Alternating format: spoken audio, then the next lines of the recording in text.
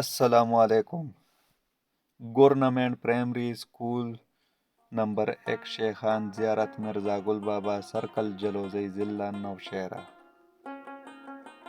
دا स्कول په 1970 کې دوو کمرو سره جوړ شوی و.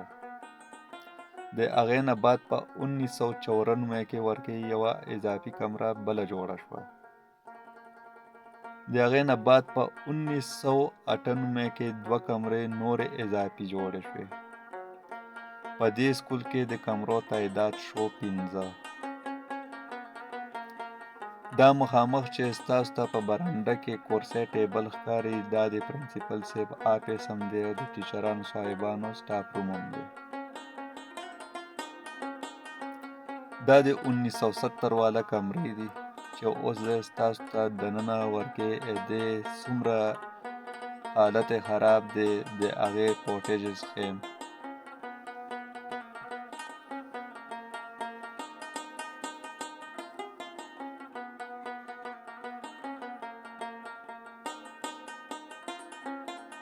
دا وګورئ د چت حالت ته.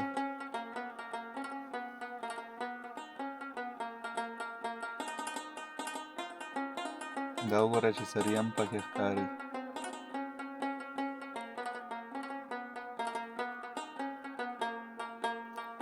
اوس زه ستاسو ته دویمه کمره هم ښیمه.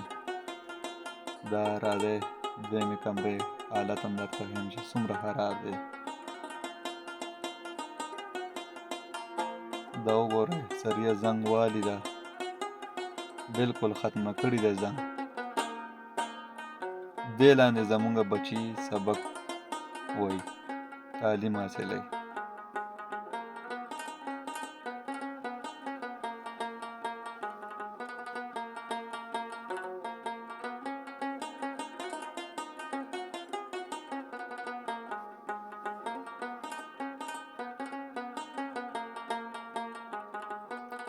نن وخت سره په دې سکول کې 300 ماشومان تعلیم حاصلوي.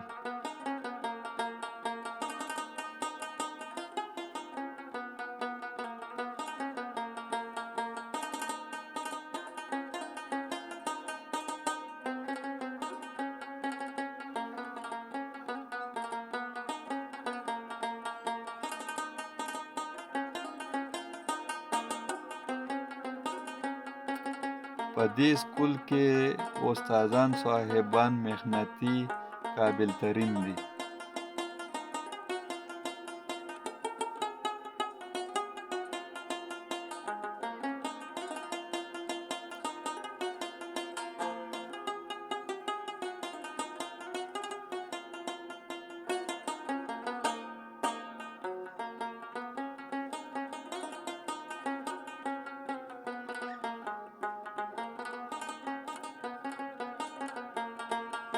دا استادان د بچو سره د خپلو بچو غوندې مینه کوي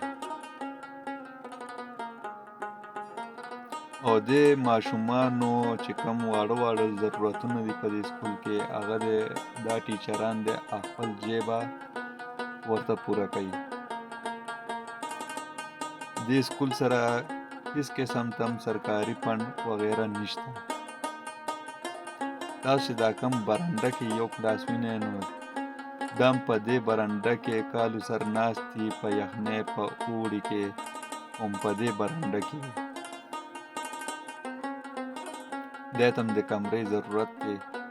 په دې سکول کې د 2 کمرو ضرورت دی په دې ټایم سره چې یو د سکول ټیچرانو سټاف روم یا د پرنسپل آفس شي او بل د بچو دپاره کمرې بندوبست وشي. نو دا ورسره د کمرو دپاره خالي ځای هم شته.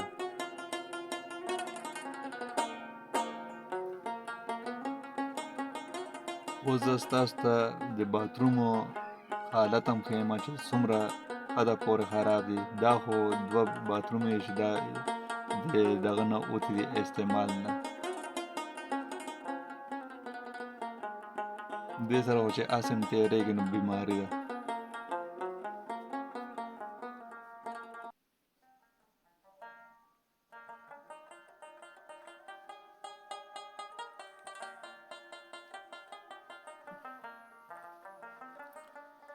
د 300 ماشومانو لپاره صرف په دې وخت سره دی 2 باترومې دي چې هغه استادان هم استعمالي او د سکول 300 ماشومان هم استعمالي.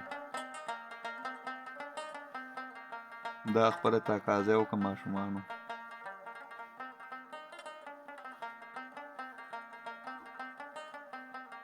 دا وګوره ټیچر د باتروم نه راووتو او ماشومانو پې رش شو.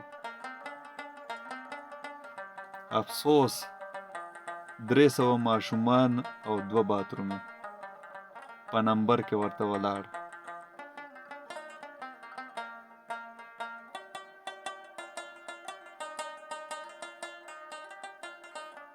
دا تاسو د باتروم حالت هم وینئ چې څومره حده پورې ماشومانو ته تکلیف وي.